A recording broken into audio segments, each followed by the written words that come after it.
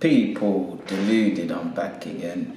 Got a bit of spare time, taking that risk, at the risk of anyone walking in at any moment. Thought we'd talk about some Arsenal stuff now. If we quickly look at some, don't know really and truly, man, it's something of nothing. First and foremost, people I've seen apparently Galatasaray are confident of agreeing a move for El Nene. Apparently he's open to a move to them. They want a loan fee, people. I mean, they want a loan deal with a loan fee. We obviously, in an ideal world, or I assume, we'd like to move El Nene on permanently, because what would be the point?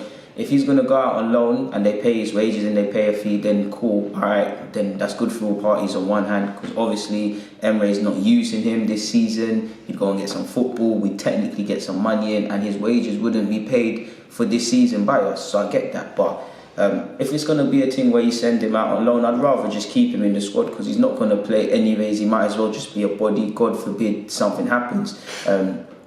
You might as well just get him off the books permanently. Again, I actually don't feel moving on and on is an issue, because I feel you'd go for 10, maybe 15 million pounds. I think clubs will pay that. I think it's probably, and I don't know his wages off by heart, but it's probably his wages or wages he's potentially seeking. I'm not calling him a money grabber. It's just he's on healthy wages at Arsenal. I'm sure he signed a new deal the other day. So we'll see what happens. Apparently his agent touched down in the UK in the early hours of Wednesday. It's now Thursday, to obviously, I guess, assess the future of El Nene, maybe talk with Arsenal officials, maybe he's meeting officials from other clubs in a neutral location like London, where it typically happens.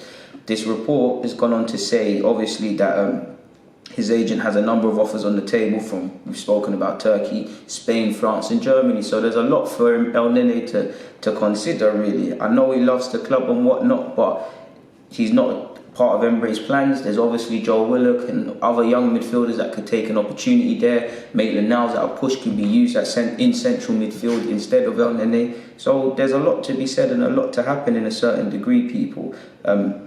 If we move on, a few days ago I did see Real Sociedad wanted Monreal. Now, Monreal, this is probably his last season. He's been a loyal serviceman. Kieran Tierney, you've seen reports today actually with the press conference that he's not going to be back until October. So on paper, we've got two left backs. But is it something Monreal wants to turn down? I don't know. I don't know if the Sociedad links is anything but nonsense. Because if you put it on paper, financially, he might be able to go to Sociedad and get a good deal. If not the same wages at Arsenal, maybe a better contract duration. You get it? You look at Koscielny, he signed a 4 or 5 year deal the other day, and I think a former scout or whatever has spoken about it, and they said he's earning, if he stays there for the duration of his contract, he's earning £15 million. Now, he's 33 years of age. By the end of that contract, they would have paid him 15 million euros. Doesn't seem like good business, does it? So you wouldn't want to be crippled in that regards, but a chance to return to his homeland, maybe for a decent contract length, it might be too good to turn down. I wouldn't let him go because of Tierney's injury at this moment in time. If Bellerin was fit, you suppose you could say, all right, Kolasinac is there. Maitland-Niles has played on the right-hand side exclusively now, but we need to remember there was a point he was playing at left-back, whether he's a left-back or not. So there'd be options, but I feel we've got to keep Monreal for right now anyways. Can ride that for a season. When everybody's fit, he'll probably be a backup option, potentially another centre-half option. I'm not too sure in that regards, but I wouldn't push to see Monreal out. Mustafi, admittedly, there's nothing on the Mustafi front in regards to departing the club, people. So who knows in that regards. Quick words on some young players. I believe Cohen Bramwell made his debut for Colchester United and he was sent off. Haven't seen the game or the highlights. I watched a bit of Deluded. I watched Derby highlights, and Deluded looked good against Scunthorpe in his Derby debut, bringing it out from the back and all of them sort of things there. Dominic Thompson started for Brentford against Cambridge in the League Cup as well. So it's been a good little, our young players or former young players are getting opportunities elsewhere. That's what I like to see, people. I do think I saw some Reece Nelson comments, but there's no point. There's no point speaking about them. I did want to say this, people. For this season, who is our defensive pairing? Who is our pivot? Like, it was Koscielny and Socrates last season. I'm inclined to believe it's going to be Socrates and Luiz. Chambers, at least based on the Newcastle game, for me anyways, it's complicated matters, because I don't know if I brought my preview out at this moment in time, people, but I personally believe it should be Chambers and Luiz for the Burnley game.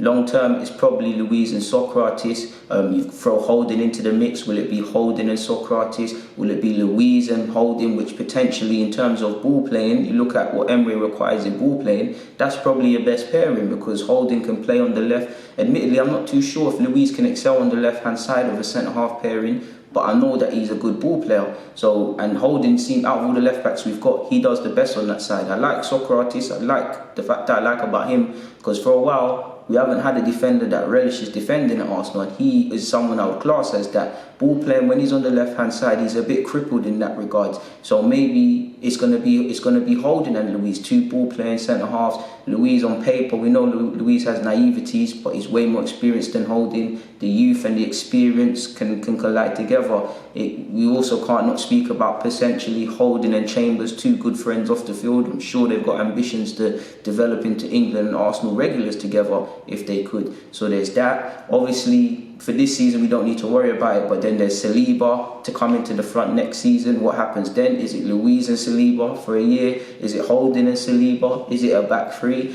I'm keen to see what we do with our defensive options, people. We know we've been drawn a shorthand in that Bellerin's not fully fit and is allegedly a month away.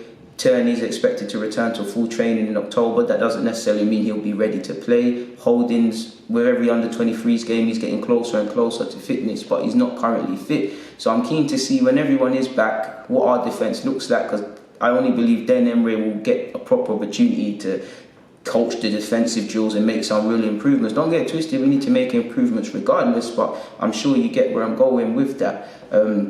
I saw Reece Nelson's comments. I'll do an in-depth video probably. I'm not promising nothing, but I'll probably do it. But just off what I remember of the Dome, it's nice to see that he's keeping himself grounded. He knows he's got the potential. He's Reece Nelson. He's got a fantastic opportunity, but he recognises that he ain't achieved nothing in the game. He's still very inexperienced, and he's still got more senior players. So I like to hear that from Nelson. I believe Nelson and Joe Willock in particular, they've got a fantastic chance of making it here.